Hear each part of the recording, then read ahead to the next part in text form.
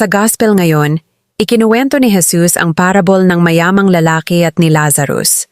Ipinapakita nito kung paano ang pagiging mayaman o abala sa sariling buhay ay pwede maging dahilan para hindi natin mapansin ang nangangailangan.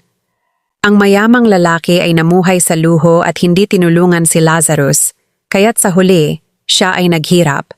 Tinuturuan tayo ng gospel na maging maawain, mapagbigay, at laging handang tumulong sa kapwa, dahil ang ating mga gawa ay may epekto hindi lang sa ngayon, kundi pati sa hinaharap. Ways to apply in daily life. Maging maawain. Pansinin ang nangangailangan sa paligid mo at tulungan sila kahit sa maliliit na paraan. Mag-practice ng generosity. Mag-share ng oras, talento, at resources sa mga nangangailangan. Reflect sa choices mo. Tanungin ang sarili. Paano ang aking mga gawa ay nakakatulong sa iba? Stand for justice.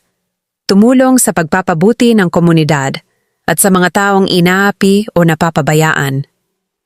Prayer. Panginoon, turuan mo akong maging maawain at mapagbigay. Buksan mo ang aking puso upang makita ang pangangailangan ng kapwa at gabayan mo ako sa paggawa ng tama. Amen.